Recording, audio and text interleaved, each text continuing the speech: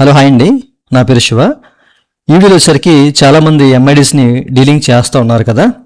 ఈ డీలింగ్ చేస్తున్న సమయంలో ఏంటంటే కొంతమంది వాళ్ళకి అది డీలింగ్ అవ్వాల్సిన సందర్భం ఉన్నా కానీ వాళ్ళు అవ్వకుండా చెడగొట్టుకునే సందర్భాలు తీసుకొస్తున్నారన్నమాట ప్రస్తుతానికి. ఓకేనా? సో అది అవుద్ది, బట్ అవ్వకుండా చేసుకుంటున్నారు. అసలు ఏం చేస్తున్నారు వాళ్ళు అనేది మీకు ఇండివిజువల్గా ఈ వీడియోలో చెప్పబోతున్నాను. స్కిప్ చేయకుండా వరకు చూడండి. వీడియోలోకి వెళ్ళే ముందు ఇలాంటి విషయాలు మీరు మరి తీసుకుంటే కింద సబ్స్క్రైబ్ బటన్ ఉంది, దాన్ని ట్యాప్ చేసి మంచిగా సబ్స్క్రైబ్ చేసి పక్కన ఉన్న బెల్ బటన్ని యాక్టివేట్ చేయండి, అనేది కాకుండా లైక్ చేయండి.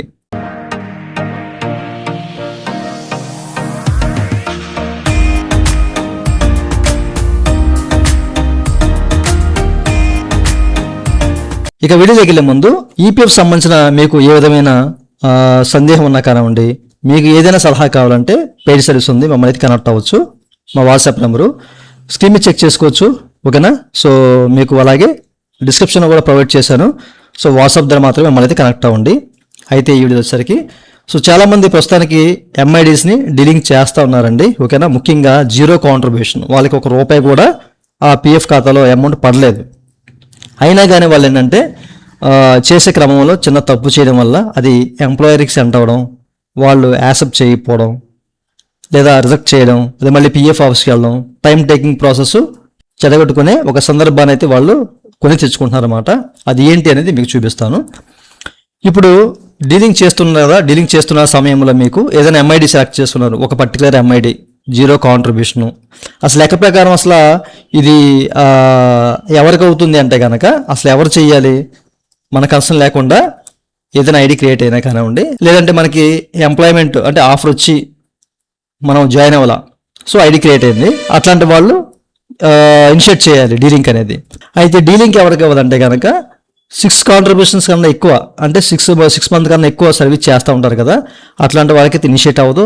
సో దాంతోపాటు ఎవరైనా 6 మంత్ బిలో కాంట్రిబ్యూషన్స్, ఓకేనా, 6 కాంట్రిబ్యూషన్ బిలో ఉన్నా కానీ క్లైమ్స్ పెట్టిన ఆ పర్టికులర్ ఐడి మీద మీరు అమౌంట్ తీసినా కానివ్వండి, లేకపోతే దాన్ని వేరే ఐడికి ట్రాన్స్ఫర్ చేసినా మీకు అవ్వదు.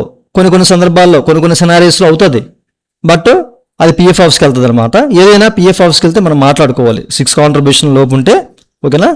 సో అది పిఎఫ్ ఆఫీస్కి వెళ్తే కనుక మీరు మాట్లాడుకునే విధానం వల్ల అది మీకు డీలింగ్ అయ్యే అవకాశం అయితే ఉంటుంది. ఓకేనా? అయితే ఇప్పుడు జీరో కాంట్రిబ్యూషన్ అండి, నా ఐడిలో జీరో కాంట్రిబ్యూషను. సో నేను ఇప్పుడు డీలింగ్ చేయాలి, జస్ట్ ఐడి క్రియేట్ అయింది అంతే, జీరో కాంట్రిబ్యూషన్. ఇప్పుడు నేను డీలింగ్కే అప్లై చేయాలి. సో డీలింగ్ క్లిక్ చేసినప్పుడు మనకి ఇట్లాంటి స్క్రీన్ వస్తుంది కదా.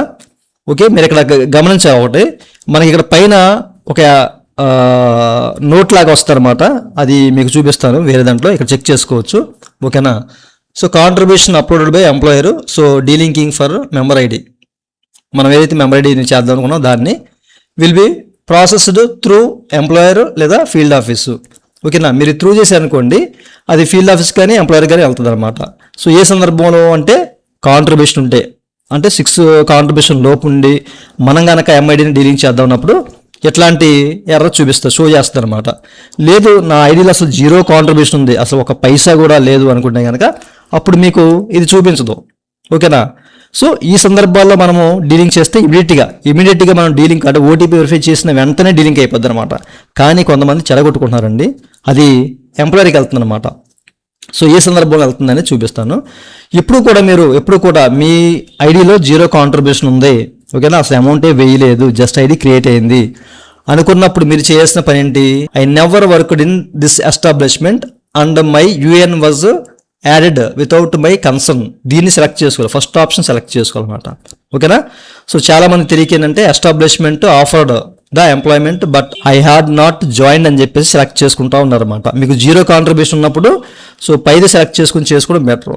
సో సెకండ్ ఆప్షన్ తీసుకోవడం వల్ల ఏమవుతుందంటే అది ఎంప్లాయర్ తప్పు చేస్తేనే కదా, వాళ్ళు తెలియకో లేకపోతే ఏదైనా ఇంటెన్షన్గా చేసినా కానీ, అంటే మనకు ఆఫర్ వచ్చింది బట్ మనం జాయిన్ అయ్యలేదు కానీ వాళ్ళు క్రియేట్ చేశారు. సో ఇట్లాంటి సినారియోస్లో ఒక 30% ఇట్లాంటి రిక్వెస్ట్ అనేవి ఎంప్లాయర్కి వెళ్తాయి అనమాట. ఎందుకంటే సో ఎంప్లాయర్ తప్పు చేశారు కాబట్టి సో వాళ్ళు దాన్ని అక్కడ యాక్సెప్ట్ చేయాలి, వాళ్ళకి వెళ్తుంది. సో ఆ తప్పు వాళ్ళు ఒప్పుకొని యాక్సెప్ట్ చేసి అప్రూవ్ చేయాలి. అప్రూవ్ చేస్తే ఇమీడియట్గా మనకి డీలింగ్ అయిపోద్ది అనమాట. ఓకేనా? పిఎఫ్ ఆఫీస్కి కూడా వెళ్దాం. సో వాళ్ళు చేయాలి. సో వాళ్ళు చేయకపోతే అది మళ్ళీ పిఎఫ్ ఆఫీస్కి వెళ్ళిపోద్ది అనమాట. అక్కడ వాళ్ళ ఎగ్జామినేషన్ చేసి ఏదో రకంగా తీసేస్తారు. ఇట్లాంటి అంటే జీరో కాంట్రిబ్యూషన్ ఉంటే నో ఇష్యూ. బట్ ఈ టైం టేకింగ్ ప్రాసెస్ అంతా ఎందుకు, మనకి అవసరం లేదు. ఓకేనా, అసలు ఎంప్లాయర్కి వెళ్ళకూడదు, మనకి జీరో కాంట్రిబ్యూషన్ అసలు వెళ్ళకూడదు అనుకున్న సందర్భంలో మీరు చేయాలంటే కనుక ఫస్ట్ ఆప్షన్ తీసుకోండి. ఓకేనా, జీరో కాంట్రిబ్యూషన్ ఉన్నవాళ్ళు సో ఫస్ట్ ఆప్షన్ తీసుకోవడం మంచిది. ఎందుకంటే చాలామంది నాకు ఆఫర్ వచ్చింది కదా, నేను జాయిన్ అవ్వలేదు, వాళ్ళు క్రియేట్ చేశారు, నేను సెకండ్ ఆప్షన్ తీసుకుంటానని చెప్పేసి పెడతా ఉంటారు అనమాట. సో ఇక్కడ ఒక 30% రిక్వెస్ట్ అనేవి హెచ్ఆర్కి వెళ్తున్నాయండి, కంపెనీ వాళ్ళకి వెళ్తున్నాయి. ఇది నేను గమనించాను అనమాట. చాలామంది నన్ను అడుగుతూ ఉన్నారు, సార్ నా జీరో కాంట్రిబ్యూషన్ ఉన్నది బట్ నేను ఇట్లా చేస్తే అదేంటి అట్లా వెళ్ళిందని చెప్పేసి. మీరు ఏ ఆప్షన్ తీసుకున్నారంటే సెకండ్ ఆప్షన్ తీసుకున్నామని అని చెప్పేసి అంటున్నారు. ఓవరాల్గా నేను చెప్పేది ఏంటంటే ఈ సెకండ్ ఆప్షన్ అయితే తీసుకోకండి. ఓకేనా, ఇది రిస్క్ చేయొద్దు. ఎందుకంటే మీ జీరో కాంట్రిబ్యూషన్ ఉంది, మీకు ఇమీడియట్గా డీలింగ్ అయిపోద్ది.